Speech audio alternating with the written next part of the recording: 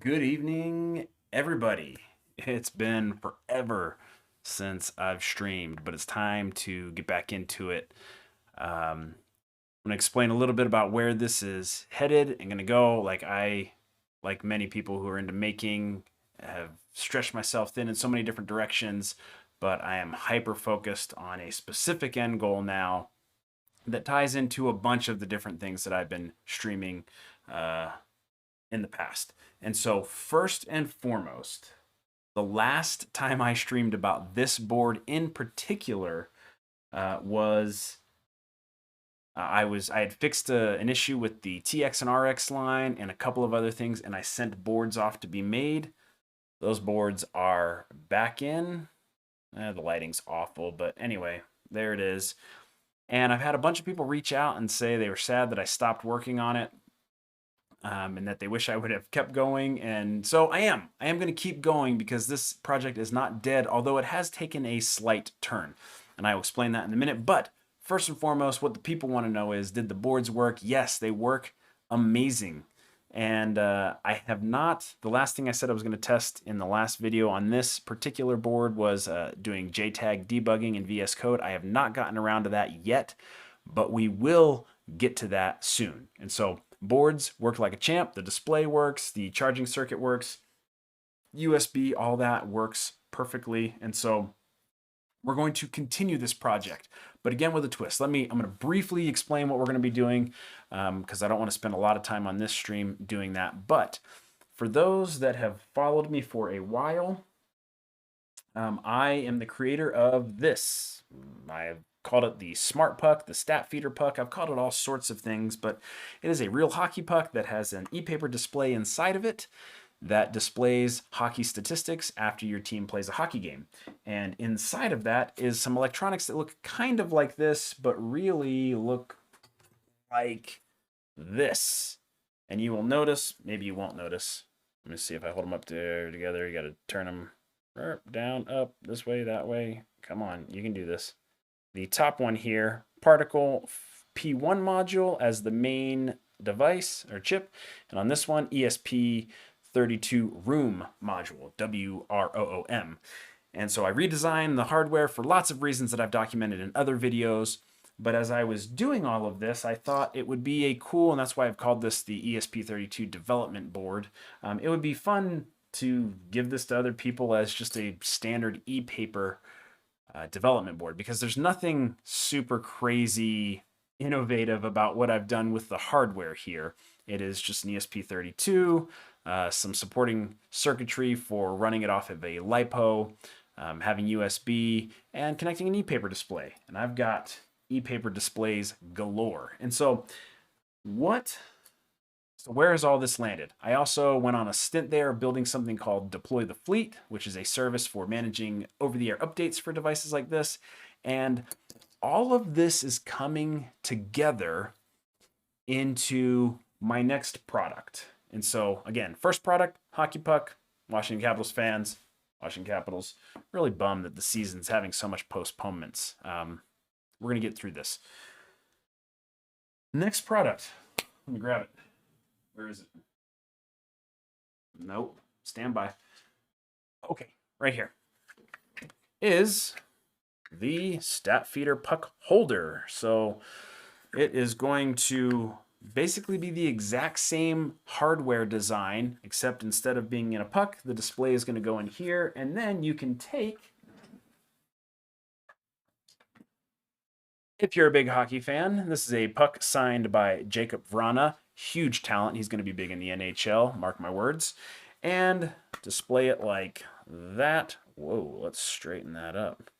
Have your favorite player there, and then his stats updating on the display after every game. Kind of a complement to your existing memorabilia shelf. And so,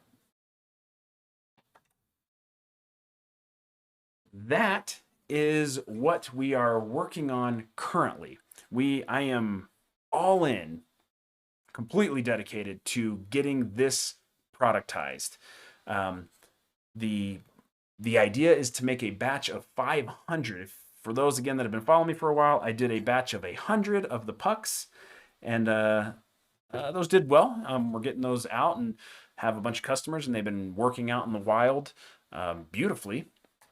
And now I'm going to make puck holders and we're going to do a bigger batch. And so I want to share everything that's a part of that journey because I think it's something that a lot of people would enjoy watching, because the other thing that ties into all of this is that I do not have VC money. This is all coming out of my bank account. And so I am trying to prove out a thesis that I'll maybe do another separate video on to explain, but of how you can potentially make an IoT device, a simple IoT device. Again, we're not making the, the J phone here that's like an iPhone knockoff where we need, crazy kind of money to build large quantities. This is, I'm going to call it commodity hardware. There's not a lot going on here.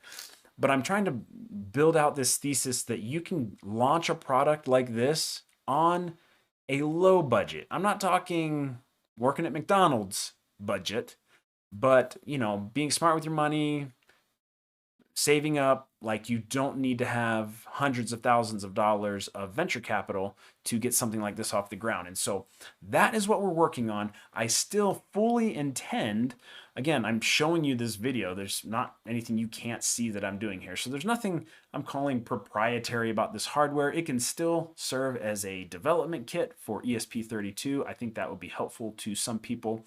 But just to give you the path forward is going to be everything related to trying to build this product, again, on a budget, doing almost all of the work myself and sharing the things that I learn, the mistakes that I make, so that you can learn from them as well.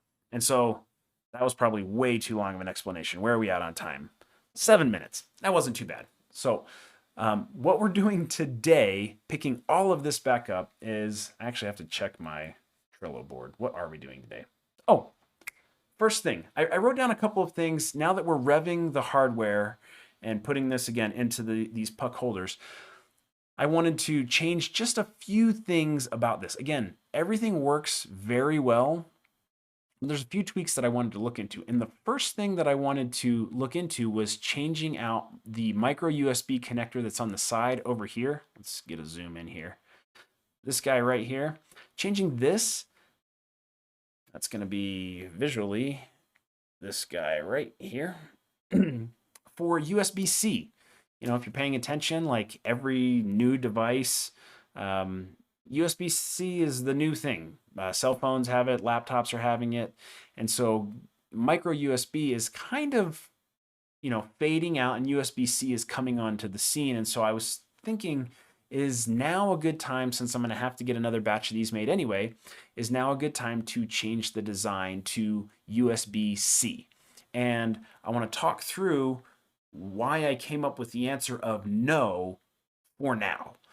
And so, again, these are, I hope you find this helpful and useful in making your own projects and products specifically. So you might think, if it's not a big deal, first of all, the question I had was, how hard is it to change this from micro USB to USB-C? And it turns out not really too hard at all. For those that don't know, you can see right here, this micro USB connector has 1, 2, 3, 4, 5 pins on it. And so it's going to have, your ground, your high voltage, your V bus, and then your D plus and your D minus, that's 4. And then the fifth one is like an ID type thing that we don't use at all. It's left unconnected, which I can probably show here. Yeah, this pad right here, pad 4. You can see I don't connect to anything. It's just floating out there. And so to switch to USB-C, we would need to, obviously throw down a USB-C receptacle footprint. And USB-C is 24 pin, but it's 24 pin reversible. So if you had a USB-C device, you can plug it in this way, or you can pull it out, flip the cord over, plug it in this way. It's perfectly oblong shaped and rounded. And so it doesn't matter which way you connect it. And let's show it real quick. C pin out. Let me show. I think This is actually pretty new to me as well, and so I thought it was pretty cool to look at this. So let's grab this, drag it over here. Okay, so you can see here, like, you've got on the top D plus, D minus, and on the bottom they're swapped. And so same thing, you can see there's kind of this crisscross pattern, so that again, if you plug it in, there is no upside down or right side up. Regardless of how you plug a USB-C peripheral into a receptacle, the pins line up and give you what you're looking for. So 24 pin is what it is standard. However, because the pins are just duplicated, you don't really need 24. And especially in our case, we're not using, you can see that this pinout guide has kind of highlighted these light purples right here are USB 2. And these are our D plus, D minus that we've used before. We obviously need the green ground, and then the red voltage here. That's going to be our 5 volt from the bus. These extra pins out here, this group of 4 here and this group of 4 here, is for this super speed 10 gig transfer. The orange is this secondary bus and this USB power delivery communication. We don't need any of that, and so you can get a USB-C receptacle that has less pins, so it would fit just fine on our board here. And then the only thing that you have to do that I found out today is you connect the D plus and D minus just like we do today, the V and the ground just like we do today, and you add just 2 resistors. It's I believe it's a 5.1K is what they recommend to ground on this CC1 and CC2. So you just tie those to ground through a 5.1K resistor, and everything works exactly like it did with USB 2. So the connector itself would work just fine by swapping out the micro USB and sticking a USB-C receptacle in there. We would just have to add those 2 extra resistors, tie them to ground, and then hook up everything else D plus, D minus like we do today. It can still go into our FTDI chip over here and do that serial to TTL conversion, so it can talk to our ESP32. All of that would work just fine. And so after I read that, I thought, okay, so it's feasible to do that, and it doesn't sound like it would be a lot of work. Again, I'd have to do a bunch of rerouting over here, but it would be very isolated to this part of the board. And so that wouldn't be a huge deal. Then the next thing that you've got to do, oh, my man Zach is here. You need 25. 25 what? You want 25 boards? I'll say 25 boards. The next thing that you got to do is check price. Like, how much more is a USB-C connector versus a micro USB? And so I pulled up, let me find it here. Where is it? Okay. This is the current connector that I use on our boards, this part number. And if you look, the unit price quantity one, 48 cents, not too bad. So I looked up a USB-C version, and there's lots of different ones that you can get. But, you know, this is about what we're looking for. You see the unit price on one, 67 cents. That's not a huge difference. It's a difference, but, you know, trying to like prepare for the future, get this all in, you know, not too bad. But the next thing that I looked at, and this is where I came up with the decision of no, coupled with another piece of information that I'll get to in a minute, is look at this right here. Stock. 1,623 in stock. Now, I only need, again, 500, so if I were to order these today, I would be fine. I could get what I needed, but you can see that the manufacturer lead time is 8 weeks, and the stock is kind of low. And as I was looking through the USB-C connector page, look at the stock. 0, 0, 0, 0, 0, 0, 0. Even up here, this one's not too bad, 21,000, but look at the price, $1.34 a unit.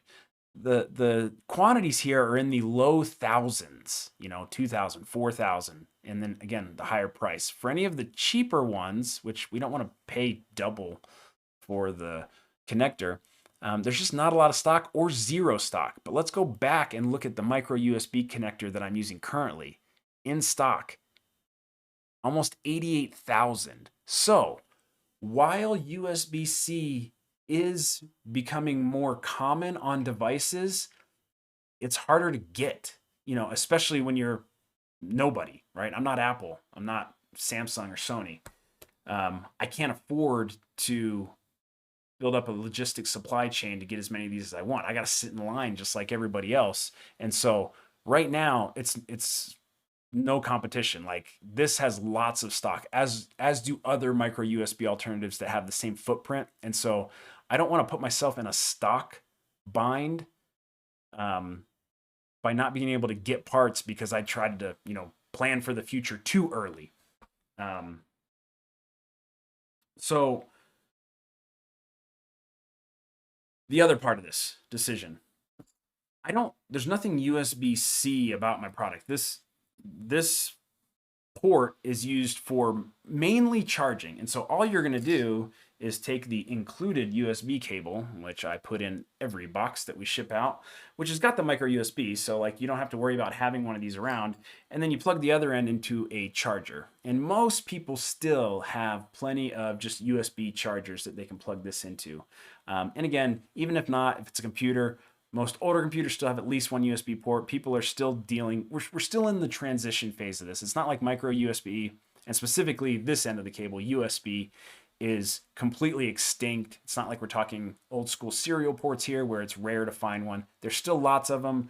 The cost is cheaper right now for my product, and the supply is much more readily available for the micro USB. So the final decision on that is we're going to stick with micro USB for now, but keep USB-C on the radar so that as we move forward and we make tweaks to this, when the time and the supply and the price is right, we can make that switch out. So Zach, I'm trying to be like you, man, and like stream like an animal, but I don't have so much free time. So I'm trying to fit it in when I can. Like you're streaming twice a day now, like a savage. I love it. So let's see. So that answers that question. Like I had that on my list. Investigate USB-C. Do we want to make the switch? Do we want to redesign that into the board? The answer, again, is not right now. We're going to pass on that. And so that is that. What was the next thing that I wanted to look at? Okay. We have to, yes, let's talk about this. Okay. So the other thing that I have changed, I need a puck. Okay. This is the existing puck hardware. This is half of it. Like that's where the electronics sit. The other half is the exact same width as this and just sits up here. And then the battery, which I'm pretty sure I have around here. Let's see. No? Aha. Here it is. Just a single cell LiPo. It's a 900 milliamp hour. Sits just right here on top like that.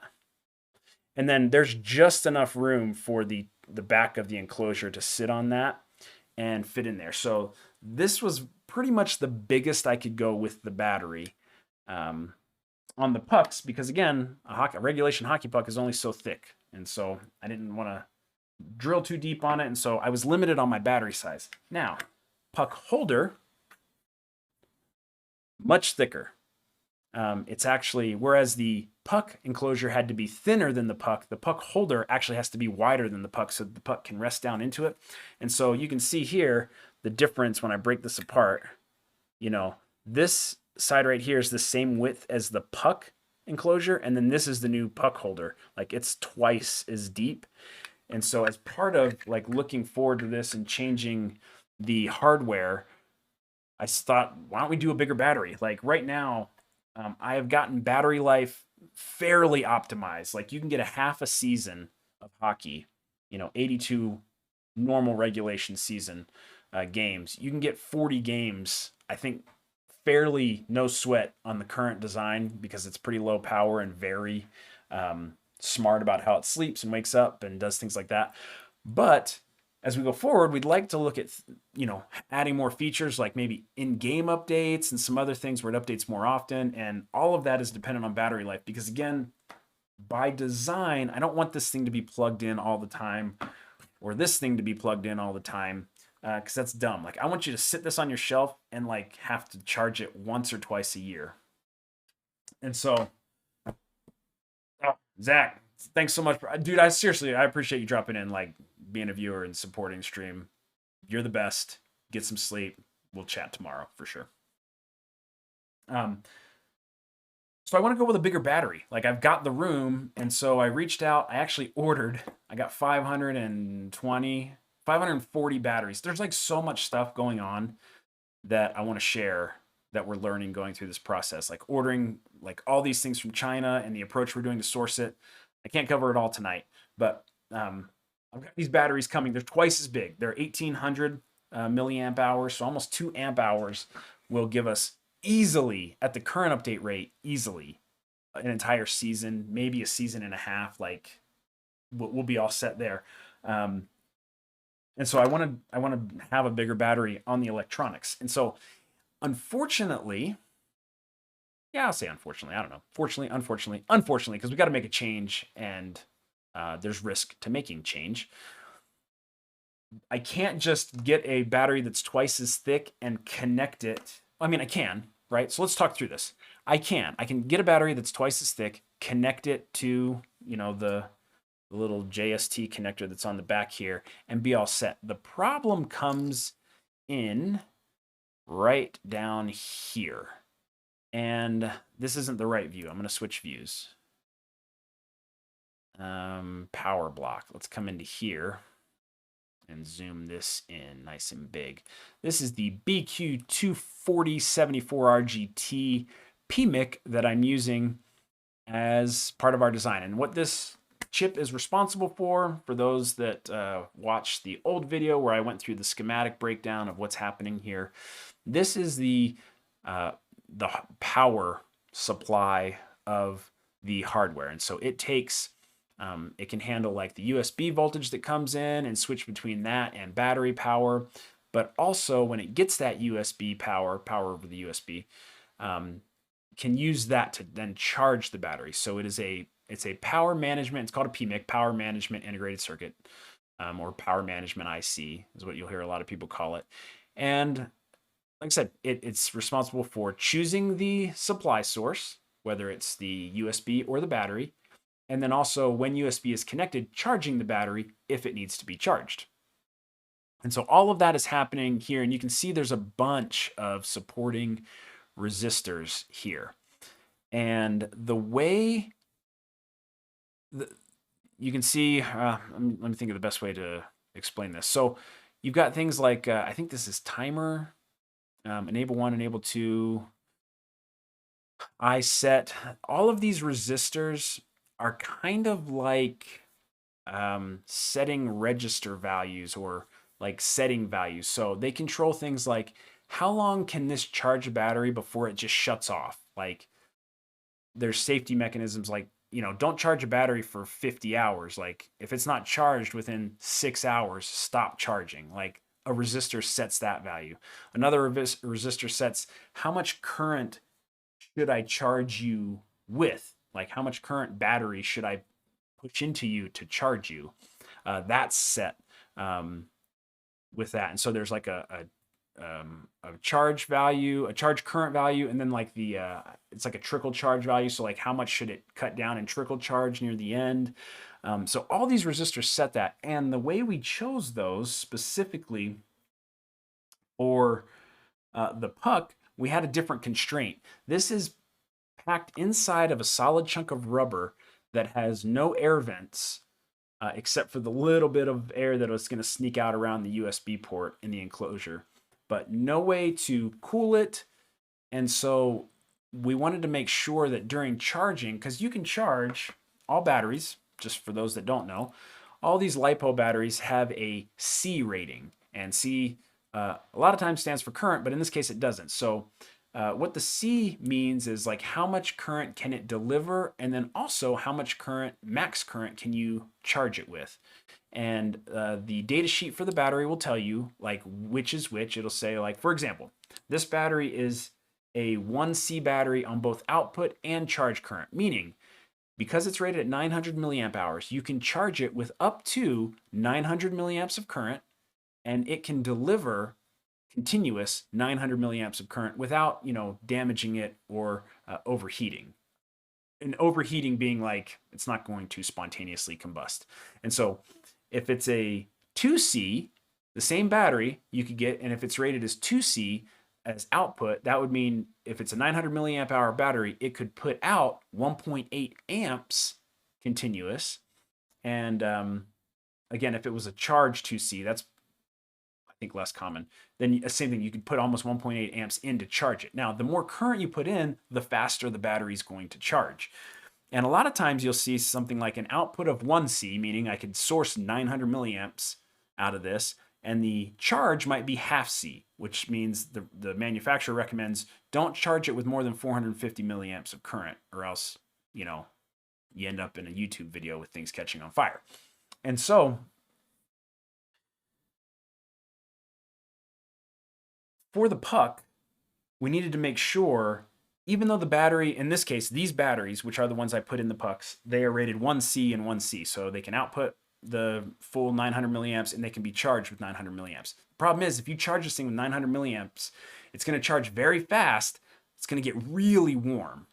And the concern was inside of this insulated rubber, getting really warm is bad. And so we specifically selected resistor values around this so that it would charge with a very small current. And I'm trying to remember what that is. I don't remember what we set it at, but we set it low. It was like maybe 200 milliamp max, 250. No, not 250. Probably around 200.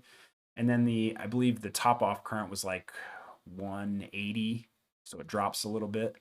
But anyway, we chose resistors for those values specifically so that it didn't get too hot inside of the puck.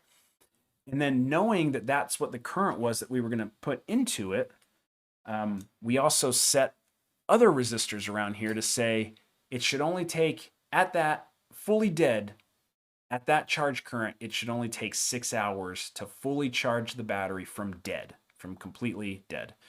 And so we chose more resistors around this again to say the max charge time is 6 hours. After 6 hours, stop charging.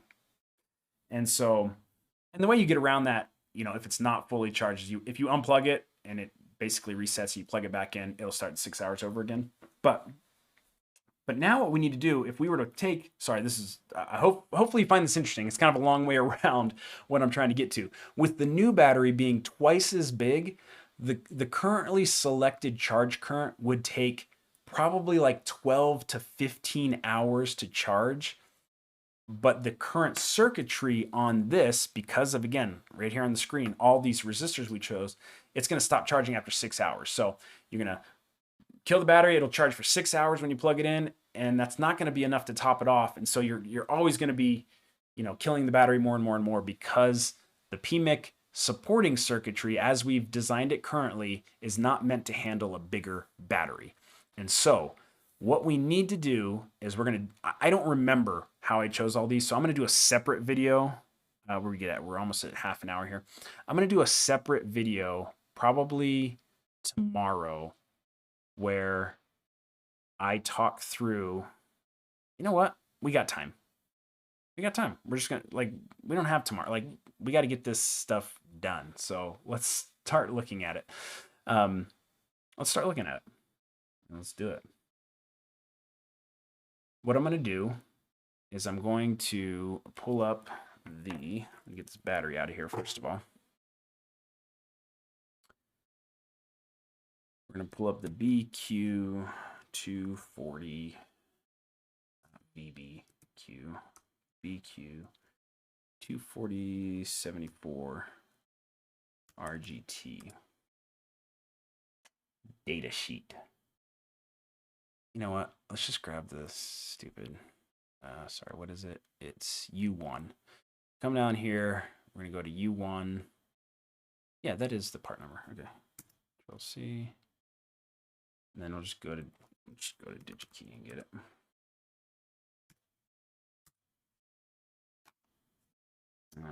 Let's see how the stock is. Okay, stock on these is still pretty good. 10,000 in stock immediately. 250. I guess I could bring this over here so you guys can see it too. Let's get rid of that. Bring this up since we got all of our other DigiKey things open over here. Okay, it's this guy right here. Or was it the RGTR? I don't know what the difference is here on these.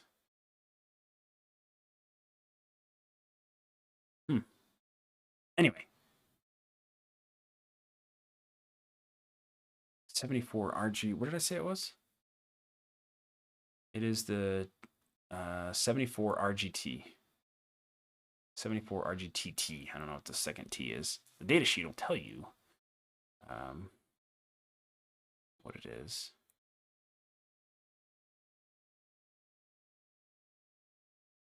Here we go.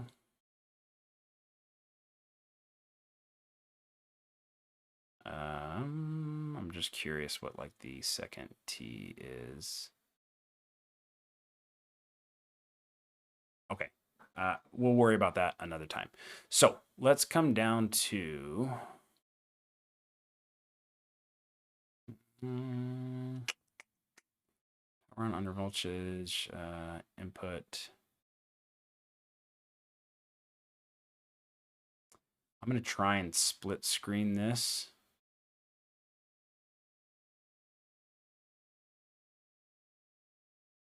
Here we go. Dynamic charge timers, adjustable termination threshold. Yes. And all of these, I believe, there's like a calculation table somewhere around here.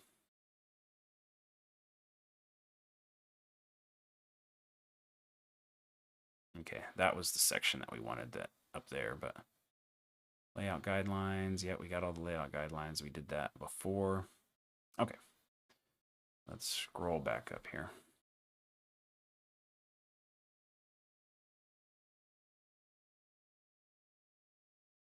Power on, where was it again? Dynamic power path, input DPM mode, battery supplemental mode, battery charging. Okay. The value of the fast charge current. Here we go. Let's see if we can, let's just try and, I don't know how well this is going to work for you seeing this, but that's not helpful. Okay. I feel like that works okay. Let's zoom a little bit here. So this is a little, here we go. Okay. So this is actually really a really helpful diagram right here. So typical charge cycle, and you can see what it's going to do. This is the the voltage is this dotted green line. You can see it kind of like it comes up and it does this really steep curve during its fast charge cycle, and then it starts to taper right here. And what you do at this point, like as the battery, and this is all lithium chemistry batteries, by the way, as it gets to full, you can't pump in the juice as much. Like you can keep trying to send it lots of current, but it's going to just stop the voltage is going to stop climbing linearly like it is here, and it's just going to start to edge off. And then what will happen, the red line here is the charge current profile. So you can see right here, it starts off kind of low and gets the battery kind of going, and then it jumps way up. And this is when you're pumping as much current as you can. That's when you can, like this red line here is when you can put that 1C in. So on this battery that I already put away, that's when this line for me could be 900 milliamp hour, not milliamp hours, milliamps. So I can put almost a full amp at this red line right here, and that battery voltage is going to climb really fast until it gets to this point right here. And it's going to start just saying, like, I'm going to go from 3.6 volts, 3.7 volts, 3.8 volts. And then I'm going to go like 3.9 and a half and 4. And like it starts to slow down, even though you're still cranking it with a ton of current. And then if you keep the current, like, so if this red line were to stay straight here through this CV taper phase, what would happen is fireworks, right? Like you're going to damage the battery at best, and at worst, it's going to catch on fire. So what you need to make sure, and this is why you have special chargers for lithium batteries. Like they need to follow this charge profile. And so the great thing is this BQ24074RGT takes care of that for us. Like we don't have to know anything about it. We just have to set the resistors around it so that this pre-charge value is what we want it to be. This fast charge value is what we want it to be.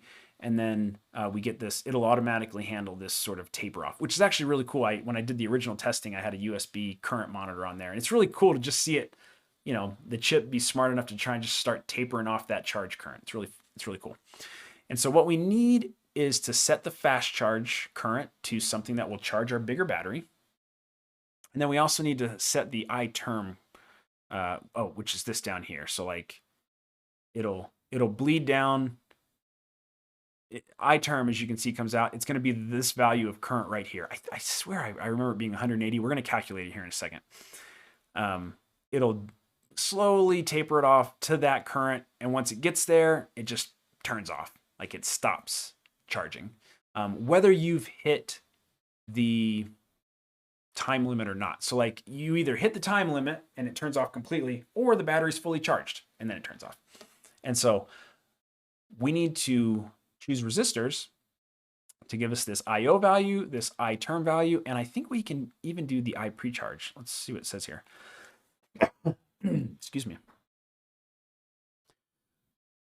So in the pre-charge phase, the battery is charged with the pre-charge current. Once the battery voltage crosses the low V threshold, so that's a certain voltage on the battery, the battery's charged with the fast current. It's going to just jam it up to whatever we want it to. And then as the battery voltage, where are we going? No, stop. It's hard to like manage two windows here side by side. Not really. I'm just making excuses. The battery is held at it's charged with the fast current as the battery voltage reaches VBAT, which is like the nominal voltage. The battery is held at a constant voltage, and the charge current tapers off as the battery approaches full charge. And then it says when the battery current reaches iTerm, the charge pin indicates charging done by going high impedance. So that's this pin over here. I've got this charge right here. That will, again, once it hits iTerm, that pin goes high impedance. So it will, you can see when it goes high impedance, I've got a resistor right here that's going to pull it up to 3.3 volts. So while the battery is charging, I've got this handy little output on this chip, the PMIC, that lets the ESP32 know, hey, the battery's charging. So I could use that to change the behavior in the firmware, or even like display something on the screen that says, hey, I'm charging. So that's what that is. And so let's see here. Let's come down. This is what we want. The value of the fast charge, I'm reading right here for those that are trying to follow along. The value of the fast charge current is set by the resistor connected from the iSet pin to VSS and is given by the equation this. So iSet, look at this right here. We're going to come over here. iSet, we have a 4.99K resistor. So that's going to be this value right here. And then the K iSet, what is K iSet? I think that's a constant that we can look up, if I'm not mistaken. So let's go down, and as soon as I see the number, it's going to, I'm going to say, oh, yep, I remember that's what it is. That's the charge current. K-set. Why don't I remember where we got K-set from? Maybe it was up here, above all this.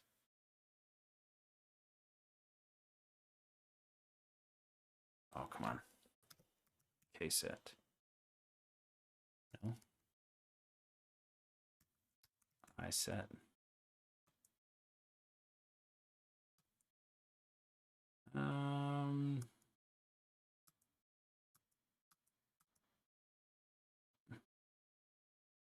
Connect a charging is here we go. Charge current translator. When the charger is enabled, where? Oh, see, we gotta figure this out. We don't want iTerm.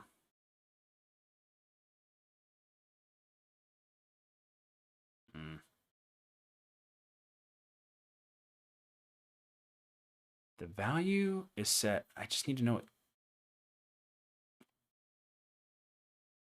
Wait. Is K I set just my... That might just be my 3.3 or 5. Oh, that's a good question. You know what? I think I have it over here somewhere.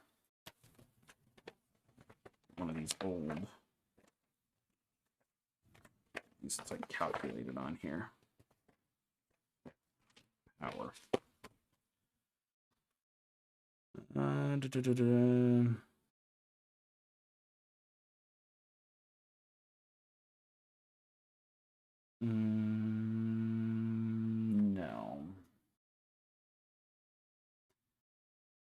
Because it would make sense that you get a current V equals IR. V equals IR. The I is going to be V over R. So this K has got to be the voltage. Let's just come up in here and just do 5 divided by, what did I say, 4 point? I don't want to do 4.9. I want to do 4,990 ohms. That's going to be 1 milliamp. That's definitely not what we're charging it at.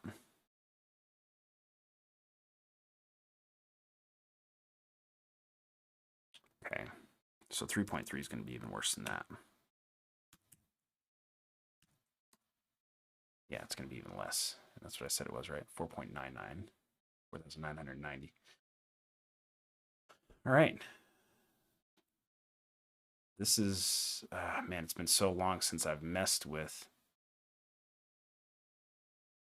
internal circuits generated current proportional to the charge current at the I-set input. The current out of I-set, oh, here we go. The current out of I-set is 1/400th of the charge current. This current then applies to the external, when applied to the external charge current programming resistor, R I-set, generates an analog voltage that can be not monitored by an external host to calculate the current sourced from the battery. Okay, so V I-set is going to be 3.3 volts. I think this is where we're going to get. So I charge is going to be 400 times that value times, no, that can't be, times the voltage. That's going to be way too high. Oh, let's just do it real quick. Clear. So we're going to say 400 times our I-set, which is 4,990 ohms. I'm going to stay in ohms, not kilo ohms, which is going to be that, like some huge number.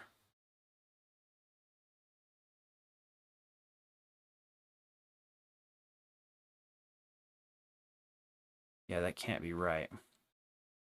Because then we're going to multiply that by, times 3.3 volts. I mean, that's going to give us some just astronomical number, which doesn't make any sense.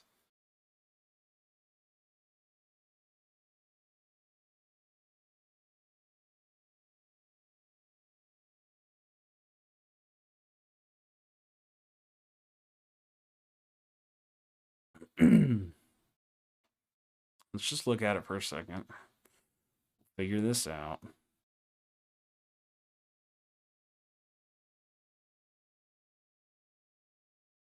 Sleep mode, no.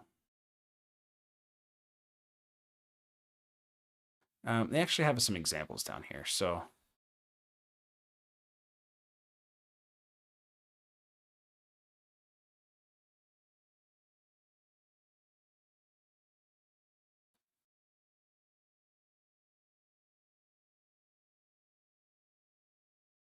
here we go.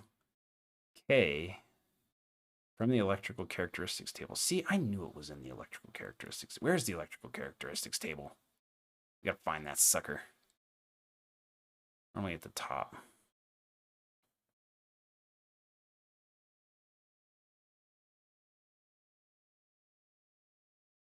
Absolute ratings.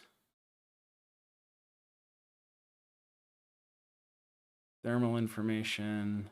Electrical characteristics. Here we go. K, maximum input current factor. 200 milliamps, 500 milliamps. What is the difference with I? So typical.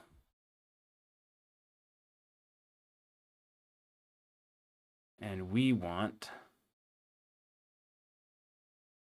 so we're saying 1525, somewhere around there. It's KILM, right? I term. Oh, here we go. KI set. I think that's what it was actually. KI set is 890, typical. 890. There we go. Okay. See, you just got to remind yourself of these things. KI set. So we're going to come back down here. And I'll stop wasting your time. Where was that? Was that? Yeah, just find the. Here we go.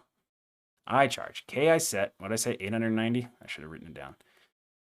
Here we go. 890 divided by 4,990, which is the current resistor that we have in there. There we go. That's exactly what I remember it being. About 180 milliamps, 178 milliamps. Okay. Sorry, it took us a while, but we got there. So, as you can see, by having a 4.9 kilo ohm resistor there, almost 5K, that puts us right about 180 milliamps. So now, at 180 milliamps, it's going to take us, and you can't just do simple math here. You can't just take 900 milliamp hours and divide it by 180 to get your charge time, I believe. It's not that simple. Again, because, as you can see from the charge profile, like it's not just a linear thing. And so we need that to be higher. So we'll have to change our I set variable here. And I won't bore you with the rest of the calculations right now. I'll go over them in the next video. But the other part is this I term. And so set the termination current by connecting a resistor from I term, which is right here, this 1.5K, to VSS. And you calculate it as this right here, RI term over RI set. And so whatever you want that value to be, you change that here. And then where's the other one? Termination threshold. The other one was the dynamic charge timer right here. Leave timer unconnected. I didn't, I believe. If we look back, where's timer? Oh, right here. I've got a 71.5K on there.